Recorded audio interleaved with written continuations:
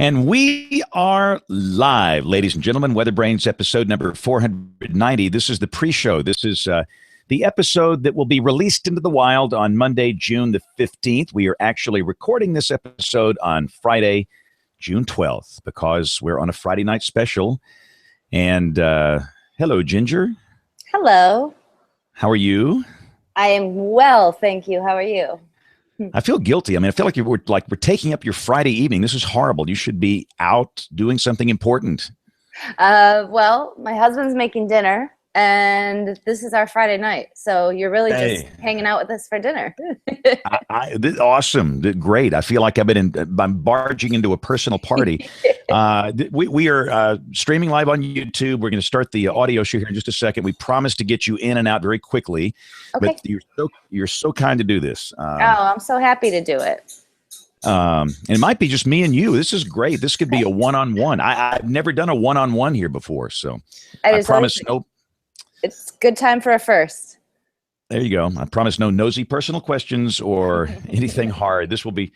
I do have some probing questions, mainly involving work schedules, balancing life, advice for young people, women in meteorology. There's so many things to talk to you about. So I can do all that. Awesome. All right, let me go and get this thing started. Okay. Again, the deal is, we typically do this Mondays, and I'm on vacation next week, so we're going to record next week's tonight. So this is at a different time in a different channel, and everything's different, but it's going to be good. These are the better ones here. So let me get these recorders started here. Okay, we're going to record you on that track, and we're going to record me on this track. And here we go in 5, 4, 3, 2, 1. WeatherBrains! Time to talk weather. This is WeatherBrains episode number 490 for June 15th, 2015, rolling along into summer here. This is James, and this is going to be a different kind of show. And look, I'm a straight shooter, okay? We're not actually recording the show on Monday, June 15th. We're recording the show on Friday, June 12th, because on Monday, June 15th, I will be on vacation at an undisclosed location, far, far away. But a lot of our folks are out. We just had the AMS broadcast conference, and a lot of our folks are involved in that. They're traveling back, and it's basically going to be a one-on-one. Me and my friend Ginger Z of Good Morning America. Ginger, you are so kind to give up a little bit of your Friday evening to join us. Thank you for being here. Oh, thank you so much for having me. I couldn't make it to the broadcast event, so this is a good way for me to get in, talk to you guys. Ginger, they love you at that thing. I mean, one of these years, if you can show up at that thing, you will be the keynote showstopper. They love you at the AMS broadcast convention. I will make it happen for sure. Yeah, this year was at Raleigh, North Carolina, and one of our regulars, Nate Johnson, was heavily involved in the logistics and the production of that, and they had some issues with Weather Service personnel that could not make it at the last minute. But from the looks of things, I followed the hashtag, and it looked like a great meeting. But Ginger, thanks a lot. I see Bill Murray is here. Bill is barging in. Bill, we're ruining your Friday night too, aren't we? Well, it's always your pre-vacation show, James. It's always one we look forward to, and it's an opportunity to get Ginger on the show because we always like to have her on, and she can't be on at 8:30 on Monday night. So this is no. I'm going to ask her a lot of questions about scheduling and no sleep and all these other things because it is a struggle for me. But anyway, Bill, the two of us, we're just going to ask Ginger all these nosy personal questions here. So here we go. First off, Ginger, tell us, you are originally from Michigan. Tell us about your childhood and how in the world did you get interested in weather? It started early. I remember loving storms just in general. It sounds like everybody's story pretty much. But then we had a friend who had a cottage on Lake Michigan, and there's one particular summer that we had lots of storms. And I've looked back at the climatology. There was a derecho. There were a lot of things going on that summer that would make sense as to why it was a little more exciting than others. And I remember it also being a summer where we had to stay inside a lot. So I remember seeing those thunderstorms come across the lake, and just like in the plains, you can see them forever, and you can see the structure, and that's when I really fell in love with thunderstorms. And from there, I just knew I loved science, everything but biology. That was never my favorite. And as I went through school, I realized that. And then I had a class in high school, one of my TV studio classes, and one of the teachers was like, why don't you just go to school for meteorology? You seem to really like it. And that's when I went to Valpo. So how did you narrow your choices down to Valparaiso? There were other options. Why that particular college? There were a lot of options, and I felt like I wanted to visit many, but Penn State was up there. I think UW-Madison, because they were somewhat Great Lakes / Northeast-ish. And then I went to Valpo first, and I not only went there, but then they gave me the scholarship that I would get. They gave me an idea of what I would have, and it sold me. I mean, that's really what it was. I was going to pay for it myself, and I was not going to try to fight someone giving me any money. So, and that plus I met Bart Wolf, who is still in charge of everything Valpo, and he told me about the storm chasing program, and it sounded right up my alley. And it's 2.5 hours from home, so it's a scary thing to go away from home. So it was like a perfect distance and close to Chicago, which I thought was exciting.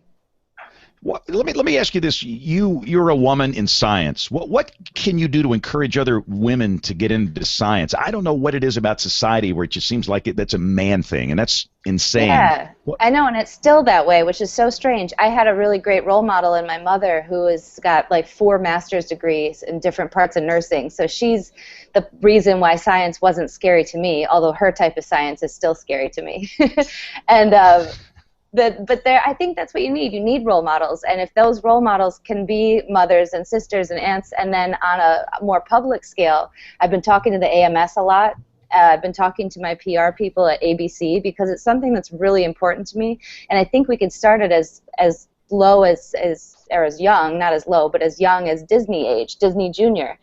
You can look at something like Doc McStuffins that's done wonders for young girls, especially in the African American community, getting interested in becoming nurses and doctors. That's incredible from a cartoon. So that's what it takes, and I think that I hope to do something. I don't know if it's going to be as big as Doc McStuffins, but something like that, where you can start very young and then start to build from there. Well, and again, a lot of young women watch you and they admire you, and you are a marvelous role model for them to show young women what they can do. Now, and not necessarily just getting into television. Most people in science don't do television. We're like anomalous here. Don't you agree? Yeah, totally. And I on a regular basis, I feel like I could quit any day and go and do something else. And that's I'm gonna Bill, you jump in when you want to, because I have all these insane questions. I've had a problem with this. I have no training in journalism. I mean, zero, none. And you've had to learn kind of this, in that you are, I see you at night. You're doing reports. You're doing all these marvelous things. Did you take any writing classes in college or journalism at all, or did you have to learn this on the fly? Yeah, I'm real messed up then, because my experience came from you, and I have no journalism training. Great. We're all hosed. So it was just, my education's all meteorology, and then when I got out of school, my first job was all meteorology, and then my second job, they hired me as a meteorologist, but then the chief meteorologist didn't retire like he was supposed to, and so he signed another long contract deal, and they didn't know what to do with me, so I became a general assignment reporter. And in that job, I thought that was devastating. I thought it was the end of my life, but it ended up being the beginning of it, because that's when I started to learn how to write, and very much on the fly. I had never known how to write anything, let alone a report. And I think that as I've gone, especially once I got to ABC, the way that I've written, the way that I tell stories has changed dramatically. Let's go back to the college. You looped through this office a few years ago, and John Knox. And one of the things I think is important, Ginger, it's having connections and knowing people. And one of your professors knew me, and you wound up coming through here. And I think connections are very important, and I think getting those in college, it's extremely important. Don't you think that? It's having the great academics, it is the knowledge, but it's also knowing the right people to some degree. Yeah, absolutely. You have to shake those hands, and it's still the same thing now. I can't believe, and I've learned more and more as my career has gone on, how much it means to have a conversation face-to-face or on the phone with somebody, because once you do that, they're going to remember you. And I've met a ton of young people who have they've been very brave, and they've said, hey, this is who I am, this is what I want to do, can you help me? And I help them. And then now I know them, and now I know their name, and I know their Twitter handle, and I know all this stuff. And when something comes up, they're the ones that I'm going to think about.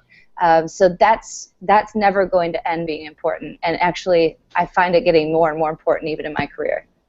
So after college, tell us about your first job in television. You wound up Chicago and ABC. We know that. Tell us about the early days in television. Yeah, so early was when I got back from my internship with you, I had a tape, and I took that tape, and there was a PBS station in Maryville, Indiana. So it's just right down the road from my college, and they said they were looking for someone to do weather, and a bunch of the seniors, and then I was a sophomore at that time, took our tapes there, and I got the job.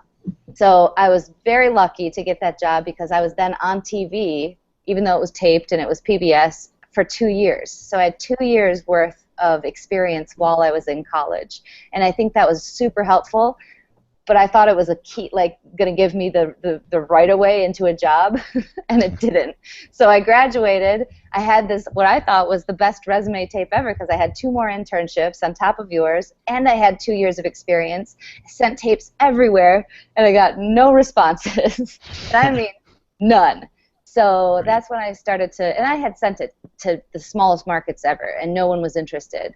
So that's when I had to really put my head into it and say, this is what I want to do. How can I be involved? And I started in radio. So I started working at a radio station while I was home, bartending, and that way I could make some money and still do what I wanted to do. And I did that until the tape started to catch. And then someone in Flint, Michigan found my tape interesting enough, and I went over there for an interview, and there it went. So that was the early days. Flint, and then Grand Rapids for 2 years, and then I went down to Chicago. Wow. So you were, you were very young. You wound up in Chicago, one of the biggest markets in the country, at a very young age. Was that intimidating for you? Yes, absolutely. Especially in that market. If you look at who's in that market, the youth is not something that they go for in weather, especially. It's starting to change a little bit, but youth and being a woman was pretty dramatic at that time. So I look at who hired me, and I say, I know you guys took a big chance. But interestingly, it was someone that I knew that I think pushed me over the edge for that job too. I walked in there for a visit because, you know, they don't want to make a real interview out of it usually. And I went down, and they were introducing me to people, and all of a sudden the general manager of Telemundo, which was with NBC Universal at that time in Chicago, was this guy called Ed Fernandez. And Ed had been my GM when I was doing radio in Grand Rapids 6-7 years before that. So that connection, it couldn't have hurt, that's for sure. But either way, yeah, it was intimidating. And then I think after the first 6 months or so, I just said, I'm going to put myself 100% into this. And just like you do, you ingrain yourself in the community.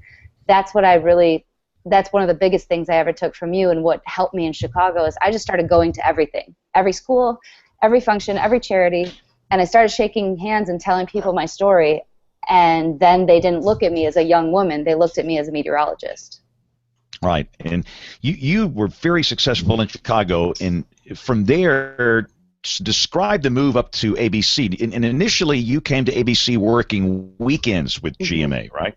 Right. So I was doing MSNBC back and forth to New York a little bit. So I think a couple of the ABC folks had seen me on Morning Joe and a couple other programs that they have. But the majority of them they met me one day, and we had, you know when an interview is going well when it's like 4 hours long. I had met everybody at ABC, and then I met the president at the very end, and he basically hired me on the spot. He said, you are exactly what we've been looking for. They hadn't had anybody in that weekend position for over a year, and they needed it. So I came on at GMA, and I learned fast, because it is, I can't tell everybody how different it is. You work in local news for 10 years, and you think, okay, I kind of get this. I think this is all kind of going in the right direction. And then, whew, you get to a network, it's a different beast, that's for sure. Did you have any earthly idea that just a short time later, Sam Champion would be leaving to go to the Weather Channel, and you all of a sudden would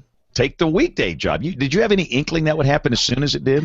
Never. No, I don't think anybody did. And I know that a lot of it is fortune, but I know a lot of the first 2 years that I was there, I worked my butt off. And every moment that I could, I took an opportunity and I would tell a story, whether it was for 2020 or Nightline or for any part of ABC. And I know that in their decision making, GMA wanted someone who could do all of that.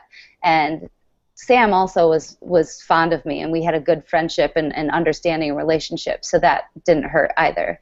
And I still do. I was actually stuck in Atlanta recently and got to see him and actually stayed with him because we were stuck overnight. Yeah. Oh yeah. So, it happens. So let me just kind of, and again, Bill, you hop in when you want to, but I've got to ask the typical day in the life question, because people that know me know this is my greatest struggle in life. And I'm an old man, and Ginger is young and energetic. We're in different phases of life, but I struggle with this because in this day and age, you never stop. It doesn't matter if you're in the local level or network or whatever. At least for me, I'm up before 5 every morning, and I get home after midnight at night, and you're sleeping a very limited amount, and you now have a family, and I have a family, and it's a struggle. So go through a day in the life of Ginger Z. How does this work? I mean, is it like you never sleep? No, not that much. I try to get naps here and there, but most of the days I wake up at 3:30 and then hit my snooze for like 15, 20 minutes. It's really nice for my husband, I think, because he gets to wake up for a good half hour in the morning. But then I'm up and I get to work. And the beginning of of our show is pretty fast. Everything happens so quickly. So like on a day like today is a regular day. I got there. I had to view all the video. Usually there's some sort of outline of a piece because there was a lot of severe weather overnight put together. I write quite a bit of that, and then usually go and start my hair and makeup, and then in the middle of that go track. I track billboards, and then by 6:10 or so, I have to be ready because I start talking to affiliates. So we do a lot of those affiliate cut-ins, in different places. So I do Raleigh and Chicago, and then sometimes others. And then by 7 a.m. the show starts. By 9 a.m. it's over. And I tend to have a lot of meetings after. There seem to be, I don't know how, but we always end up having meetings. And I usually get home by like 11. At 11 a.m. I can take a nap. And then by 2:30 or 3, I've got to be back and work out or something. And then 2:30 or 3, I'm back to work because I do world news in the evening. And then by 7, I can leave again, and I'm back home. That's a typical day. But I do a lot of traveling, so I don't know if there is a typical day. When are your days off, or do you have days off? Weekends. So this is the new part. The first 2 years I was there, I was weekends, and then during the week I'd fill in for Sam, and I'd do a lot of reporting. So I never had 2 days off in a row, and then I'd had 1 day off here and there. So it was a good training ground because now I get 2 days off. It's called the weekend, and it really happens. It's pretty awesome. So Ginger, I read somewhere that Robin Roberts has had a big impact on you. Talk about her role and what she's played for you since you've been on the show. Well, everyone I work with from behind the camera to the camera has been pretty significant, but Robin especially, because she's someone not just visible on television, but when the camera's off, the person that you get from her, the warm, the gracious, the generous, I think that's the word that I like to use the most with her. She's so generous with her time. She knows when something's wrong. She's very intuitive. She's got a little bit of that mother hen thing, and she just takes care of you, and she actually cares. There's this real heart in her, and that helps because at this place you can get lost in a lot of things, and she has kept herself together this whole time, and she's a great role model for me to watch and bounce things off of often. So, it seems like that network people could be really snarky, but it seems like when you look at the crew on Good Morning America that there's a tightness there, and that you fit in immediately. How did that transition happen for you? Again, I think Sam helped because they loved him so much, and then he was very proud to have me take over. So that already takes care of 50% of it. And then from there, I just tried to develop relationships because our weekend crew had such a tight bond, and it's still a work. It's so interesting because you guys know you're at work so much. You have these people around you more than your family sometimes, and so you have to kind of get to know them. It's forced, and then fortunately we were forced into something we all like. Well, now you get to do some really cool things, from going out in Times Square to, whatever else. Talk about some of the more fun things you've gotten to do because of this role. Oh my gosh. Well, this year I traveled to Vietnam and was in the largest cave on Earth. So it was just discovered 6 years ago. Only about 300 people have been inside of it, and there's a reason for that. It's incredibly difficult, physically almost impossible to do. But the images and all of it looked so extraterrestrial. It looked like nowhere else on Earth because none of it's been touched. Fossils, hundreds of million, just incredible science down there that they still haven't figured out. There are 7 new species already found, and they know that there are several more to find, at least. So that's one of my favorite things recently, I'd say. It was a tough trip, but it was one of those that you go, I can't believe I got to do that. So, Ginger, you've also been in some very heart-wrenching situations, I'm sure, because you get called to some disasters, and you find yourself in the middle of some of the worst American weather in the last 4 or 5 years. Talk about what some of the most heart-wrenching things have been for you in that role.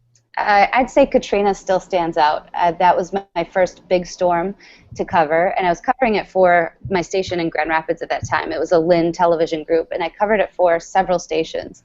So I wasn't used to working 22-hour days. I mean, it was like doing cable news. It was on nonstop, and I had never seen the really nasty stuff that comes along with storms. I had never seen death before. I had never seen at that volume, especially. So, and then just, Katrina, as we all know, went from being fascinating as a storm, and it was my first big one. I was like, wow, this is really happening, and then immediately switched over to humanly, oh my gosh. And it's a storm that I still have somewhat nightmares about, or still have things that come back to me, and it's bigger and worse than anything I've covered since, and I hope in the future. So that one sticks with me, and I'll never forget there was just the feeling that I was part of the problem. I was there. I was stuck with everybody.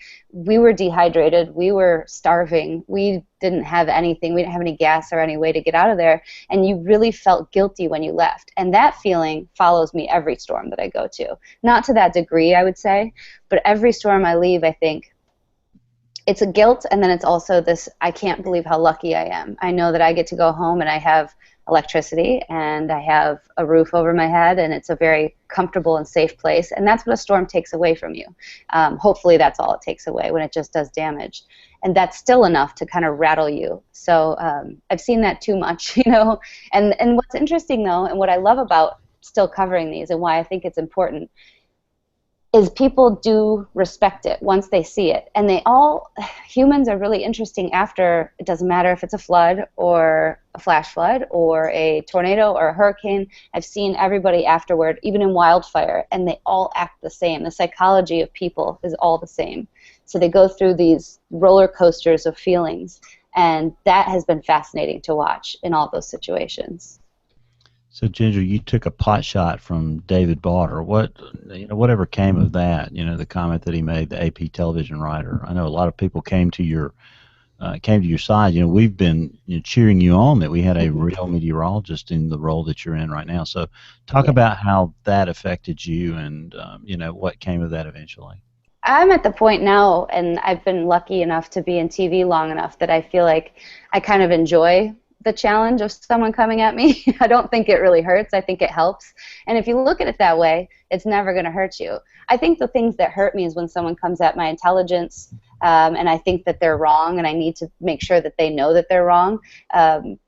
And I want to be respected. I want to be respected at work. And so if that doesn't happen on a producer basis or on a, I have to that's when I get aggressive, and that's when I get kind of like, so that's all it made me do, is just kind of, I want to set the record straight. But at the same time, it brings up the conversation. So I don't mind it, because it really opens up the conversation and says, hey, okay, so this is what you think, but you're wrong. And then let's go from there.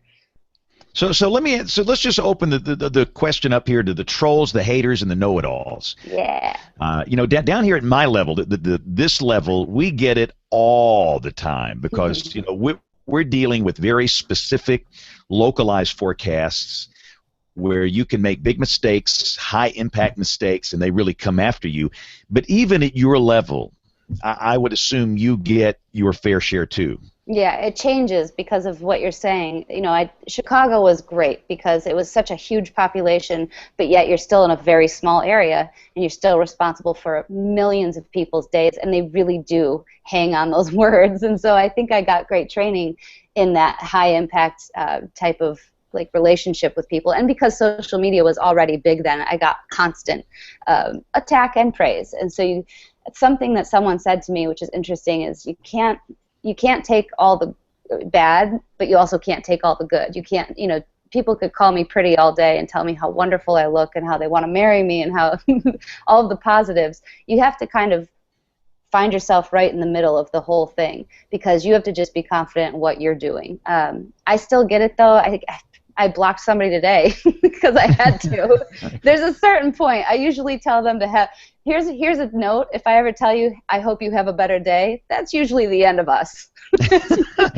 So the way I do it, at least on the email side, I for the ones that sign their name, I keep it. If they're very critical, no profanity, but I mean, if they're very critical, it can be brutal. I will keep it. I have a folder called hate mail. Yes, so do I. I will put it over there, and there are times where maybe you do some things, you make some accomplishments, and you might think you're something special, and I remind myself, just go over to that hate mail folder. Yeah. To remind me, you're not really that special, and it just kind of keeps you balanced. Yeah. But the social media thing is interesting, and here's the next question. You are so open and so responsive. People will send me a note, say, I can't believe it. I sent a tweet to Ginger Z, and she responded. Yeah. They are blown away by that. How in the world, on this national platform, and really a global platform, are you able to keep up with this stuff and respond to people that ask you questions on Twitter and Facebook and social platforms? I love it. I think it's one of my joys of my job is that I get to have that interaction, because I only get to be on, talking about weather for 30 seconds. So if I can use that other time, especially while I'm on TV during the show, if I have time to do it, it is such a joy to help. And even today, I probably had 7 questions because of all the mamadas that was around Chicago, Northwest Indiana yesterday. I still had lingering questions. People were like, how do those form? And it's a very easy thing to answer, and yet now I feel like I've informed 7 more people on how mamadas form, and now the next time they see them, they can tell somebody else. And I think it's exciting. I also think that a lot of stuff is very funny. I mean, what was it, a couple months ago, somebody said, can I see your feet? And I was like, wow, totally appropriate question. So I said, totally appropriate question, here you go. And I took a picture of some really scary, hairy man feet and put it up. Send her a picture of Ginger's feet, huh, Ginger? Yeah, exactly, yeah. It's a good way, and people then know that you have a sense of humor, and that you don't, I don't know, as long as, like you said, as long as it's not have profanity all over it and they're not being really creepy and gross, I think it's kind of fun to mess with them.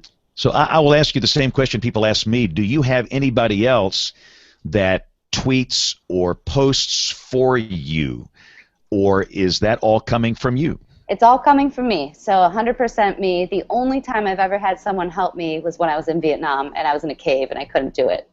But that was Wi-Fi doesn't work over there very well. No, 10 days, and it was driving me crazy. So, but she did a great job. She's someone I work with day in and day out. She probably knows me just as well as I know myself, and she certainly knows how I do social media. So that's mind-boggling, just mind-boggling how you do this. And so the next question is, and this is mainly for those of us in the business, where do you draw the line? Because you are now married, and I have a family, and I can sit here on this thing 24 hours a day, 7 days a week, and answer questions and retweet and post things. Where do you draw the line? How do you balance the nonstop nature of social media? Hello, I went out of focus there. With life, how do you balance it? I try my best, and at the beginning of the year I had made that part of my resolution because I really wanted to focus on separating that moment. And most of the time I'm so tired when I get home anyway, I don't want to look at anything, so that helps. But I want to allot times. During the show is open forum, like I can do anything during that time. And then I usually try to take that break during the day and then when I'm back at work, I'm back on. So it's kind of like just fitting it with your work hours. It's a lot of work hours to fit it in, but I still find that it's working for me for right now. But it just seems like you are constantly available, which is just staggering. And I try my best to be the same way, but there are times, and like Ginger, nobody tweets for me. Nobody knows my password. Nobody has access to my account. Anytime you see a retweet, something coming from my account, it's really me. The way it works for me, if I get some 18-year-old kid to do this stuff for me, that's a scam, because it's spam. It's supposed to be me. So I just don't think that's right.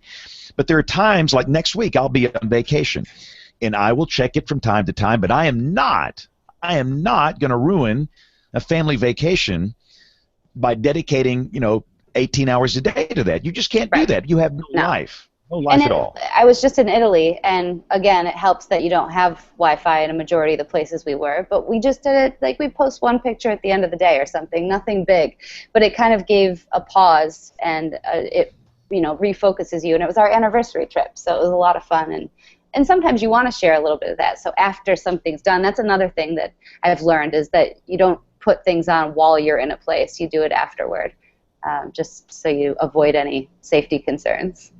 So, Ginger, we're sort of 40 years after the evacuation of Saigon, and you've just been to Vietnam. I'm always fascinated with what the population of that country thinks about America today after what happened 4 decades ago. It's a great question, because I think we think about it that way. We all know stories, or we know somebody who was in it, or we have this attachment to just that. When we think of the word Vietnam, unfortunately, that's what comes up. For them, I would say it's 180 degrees the opposite. They are so respectful and wonderful and welcoming and warm, and they would regularly say, I hope you don't think only of the war, because really, they and this was I was in the central Vietnam, one of the areas hardest hit, the part that we tried to just cut north from south apart. So it was, we took a helicopter ride, you could see all of the areas that were bombed, because they're little pools of water that just sit in the jungle. It's really fascinating that you could still see it. But and I talked to all the way from politicians down to the people who live in the villages, and they all said, we just want people to see our beautiful country and see it for something different. So they're in a much different headspace, I think, than many of us even are. But it was wonderful, and what a beautiful place. It really is. The cave itself has some challenges in the way of beauty and comfort, but outside of that and what they've got going, I flew into I saw a couple of different cities, but all of the places were wonderful, and the people are so great, and they don't have really anything bad. They don't have terrorists. They're one of the safer places to be. So I think that their tourism will boom for a while for that reason. Well, it's good to see that. And I know you went swimming with the jellyfish in Palau. That seems to me that was one of the scariest things I would ever be asked to do would be to do that, because I hate all I could think of, Bill, was SpongeBob in Jellyfish Fields, In Bikini Bottoms, huh?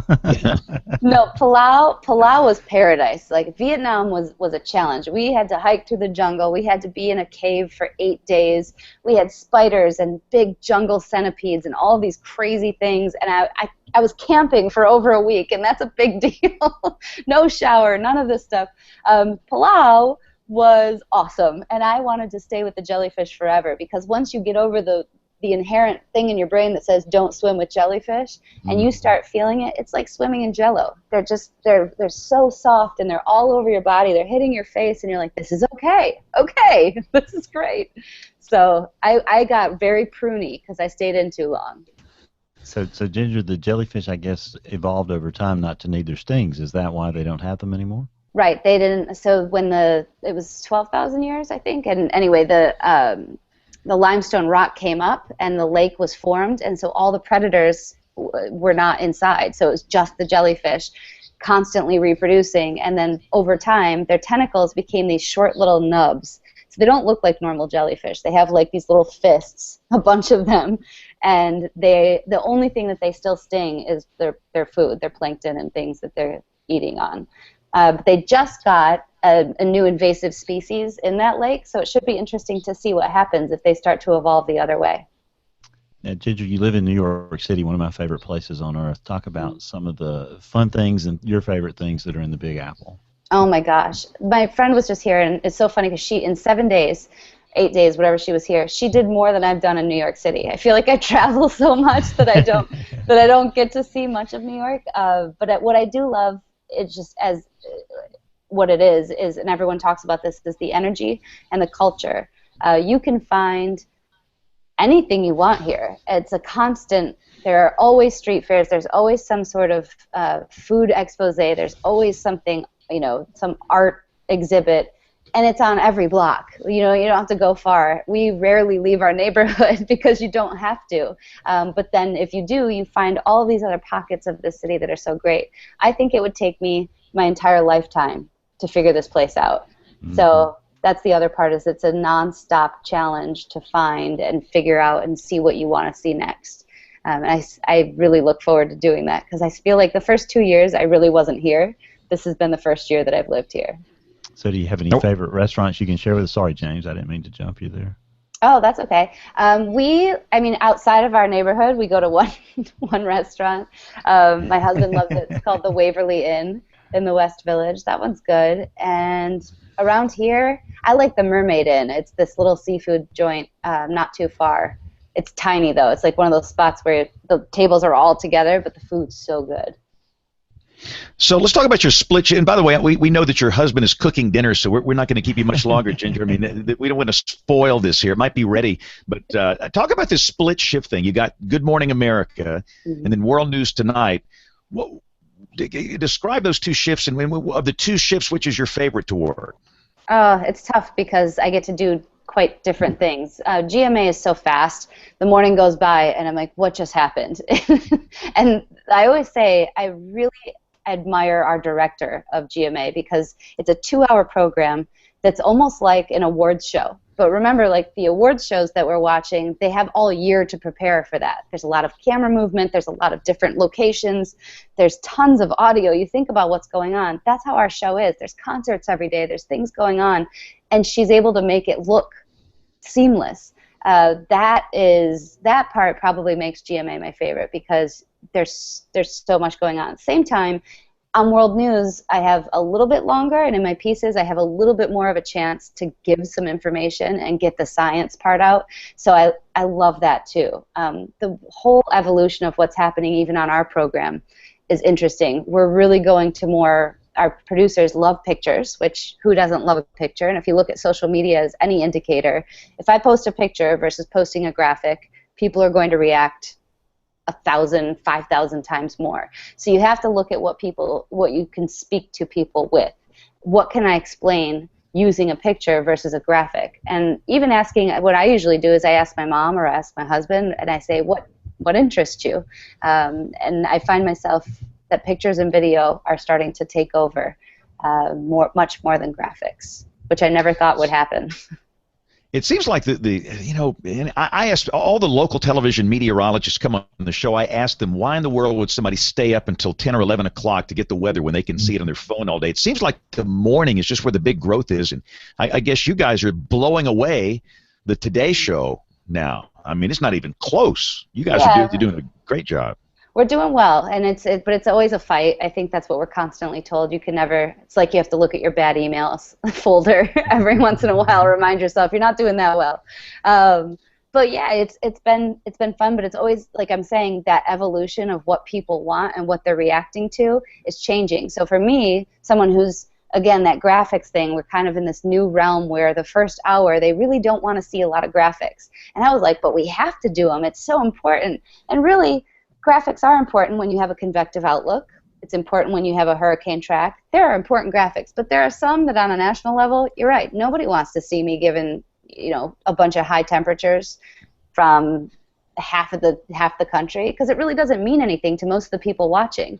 So that has been a huge transition in how I prepare a show or how I help. I've got producers and stuff that are helping me, but it's still something I'm working through, because I'm so attached to my graphics, and I'm trying to let that go a little bit. Right. In one way, and again, we're going to let you go, I promise. But a lot of people, it's no secret. I'm frustrated with some of the news people at my station, at your network, at CBS, and at NBC, everywhere, where they're just getting into this hyperbole, this absolute boneheaded nonsense, where everything just seems to be so hyped up.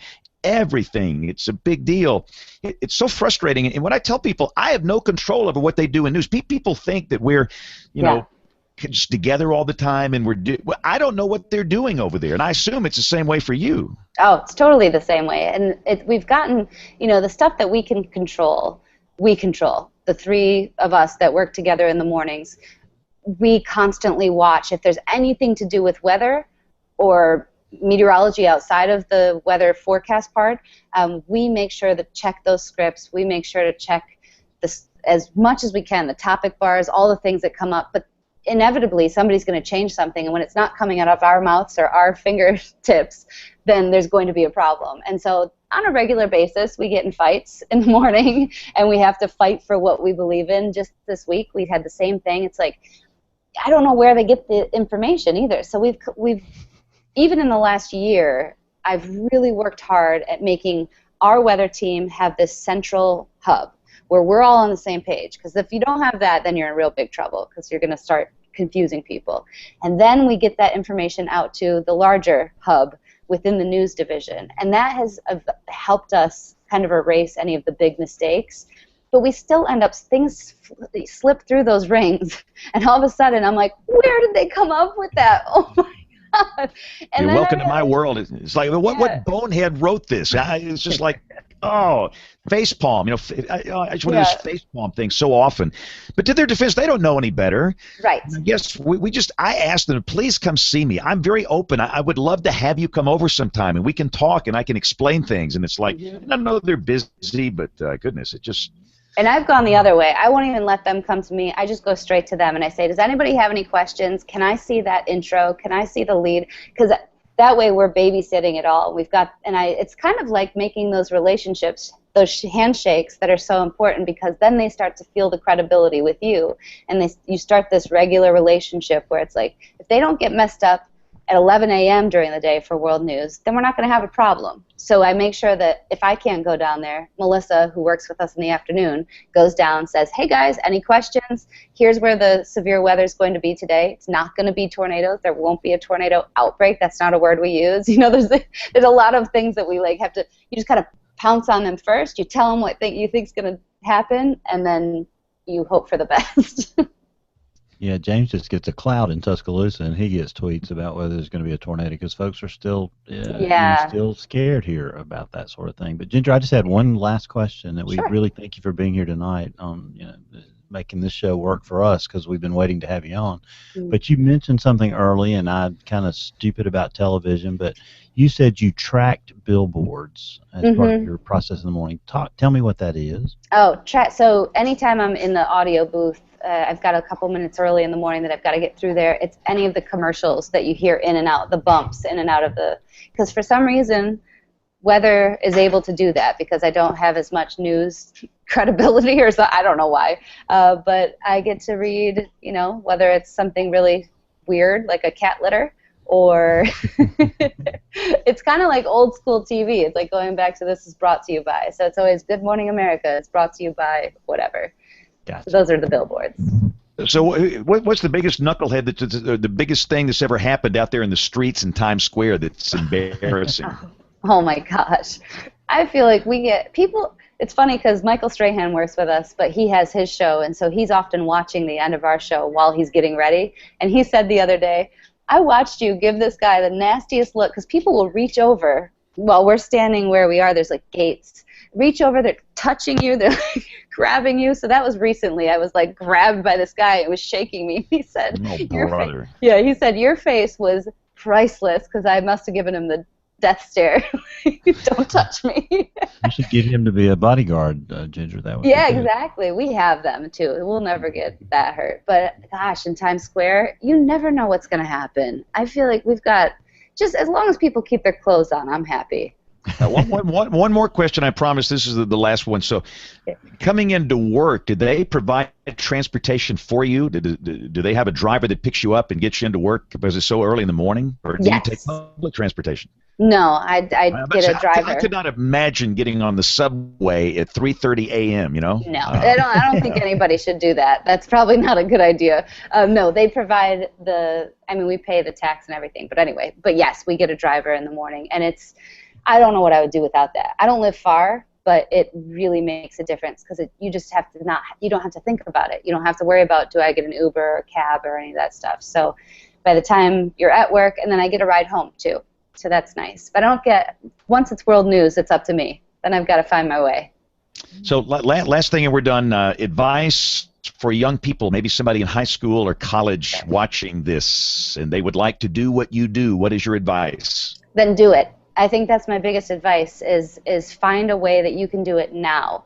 Start doing it as soon as you can. You all have these things, which is much more than we had. It means that you can start practicing and making your tape, even if it's a very rudimentary tape, now. If you want to be on TV, you've got to start meeting people in television. Reach out to people, just like we were talking about. Shaking those hands is the most important thing you can do.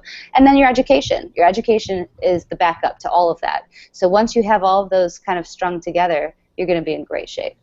Awesome. Well, Ginger, thank you so much. Your Twitter account is Ginger_Z. Remind me, I'm not. Yep, Ginger_ZEE. Okay, so follow Ginger. Everybody go follow her right now, and she will answer you if you tweet when she is on duty. And that's awesome. So thank you, and thanks for being a great role model and for all you do for the science. And you are our insider at the network level. We have one of us is up there now, so that is awesome. So it feels good. Do, Ginger. Y'all have a great Friday evening, great weekend. Thanks a lot. Thank you. Have a good one. Have a great vacation. Okay. Thanks a lot. All right, Bill. So isn't that awesome? I mean, she's just too cool.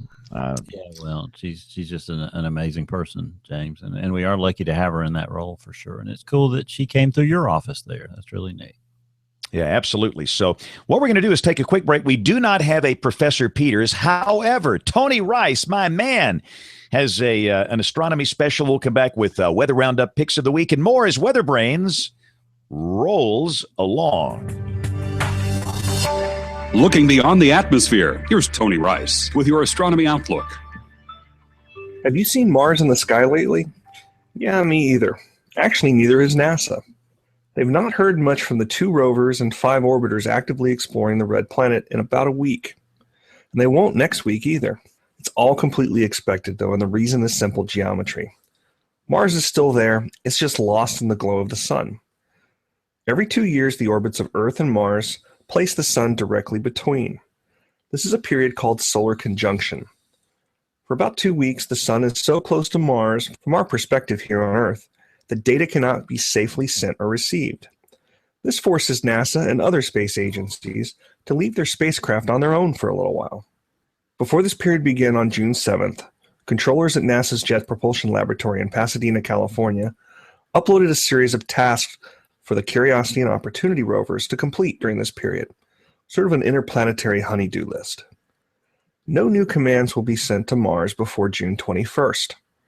Any information sent while Mars is within 2 degrees of the sun, from our view here on Earth, can be lost due to interference from charged particles from the sun. During this time, the spacecraft are left on autopilot. NASA engineers become very skilled at letting the spacecraft be on their own. This comes from more than 10 years of experience in the current operating fleet there. Teams commanding the spacecraft are using the time to catch up on work, testing software updates, and a few well-deserved days off. The last weather report received from Curiosity back on June 3rd had a pressure of 8.42 hectopascals. That's right, hectopascals. That's less than 100th the air pressure here on Earth right now. That report also showed a temperature range of minus 101 Fahrenheit to an afternoon high of 15 degrees Fahrenheit. Elsewhere in the sky, Venus and Jupiter continue their slow embrace this month. Tonight they're within 11 degrees of each other. By next week they'll be within 5. That's about the width of 3 fingers on your outstretched arm. Also look for the bright star Regulus, part of the constellation Leo. It lines up nicely with Jupiter and Venus throughout the month. That's your Astronomy Outlook. Follow me at RTP Hokey for more spacey stuff like this. When the weather ball is red, warmer weather is ahead. When the weather ball is white, colder weather is in sight. When the weather ball is green, no change in the weather is foreseen. When colors blink, by night or day, precipitation's on the way. All right, kind of hard to do a weather roundup, Bill, because we're doing the show so far in advance. We're recording this on Friday, June the 12th, and I guess maybe one of the headlines is looks like another pretty good rain event shaping up for the week. People might be listening to the show from Texas up through Oklahoma and Kansas. Boy, some big summer rains for the Corn Belt out there. Yeah, and it's interesting, that Oklahoma and Texas had all that rain and the Plain States, and then it suddenly shut off. But it looks like they'll, keep it going this week, and that's good news because I'm glad Kevin and them didn't drain that lake and dredge it just yet in Wichita Falls, because that would be a mess.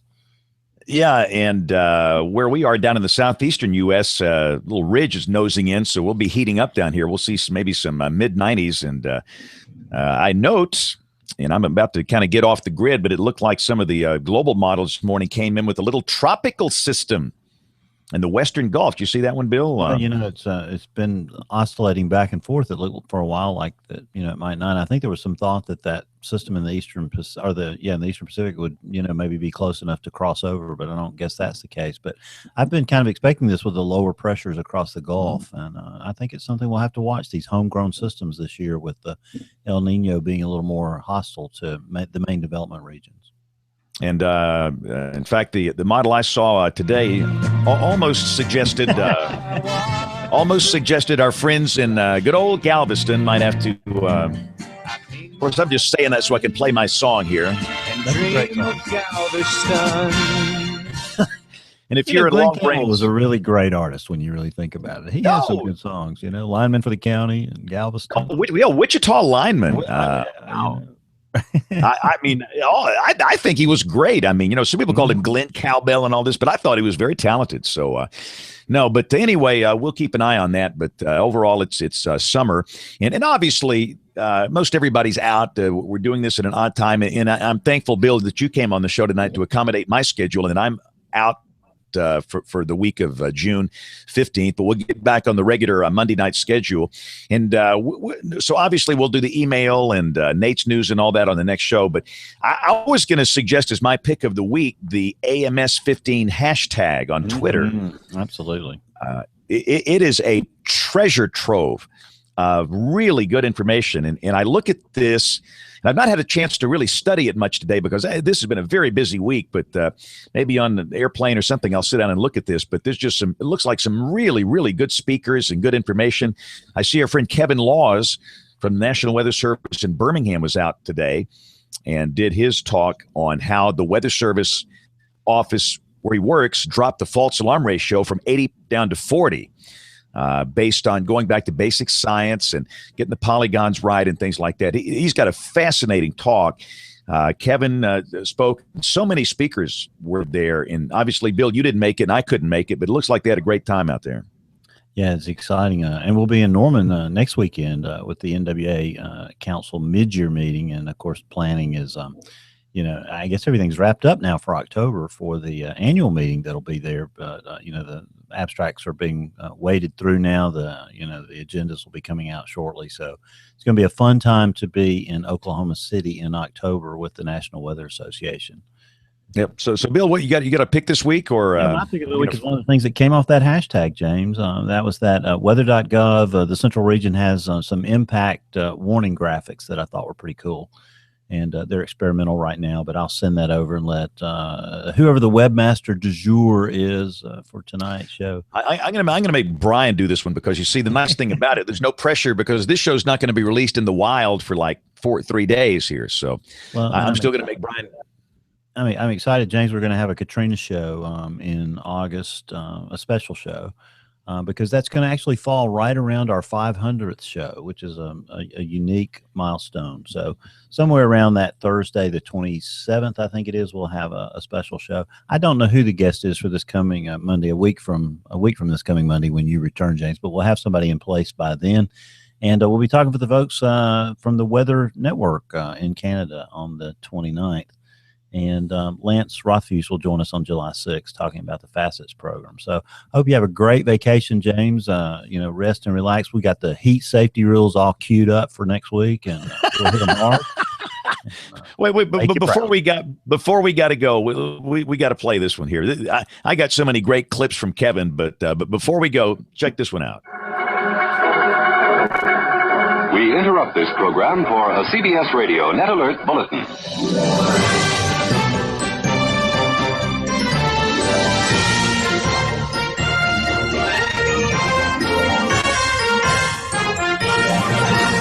From the newsroom inside worldwide headquarters of WeatherBrains International, this is a heat emergency update. Okay, standby live, standby graphics, standby effects, standby cameras 2, 3, 4, 5, and 6. Standby HD Superjet Copter 17, microwave truck and satellite feeds locked. Cancel mix minus to talent. We're live in 3, 2, and cue announce. We go live now to our reporter who is live on the scene. It's hot. Stay inside, have a drink of water, and get over it.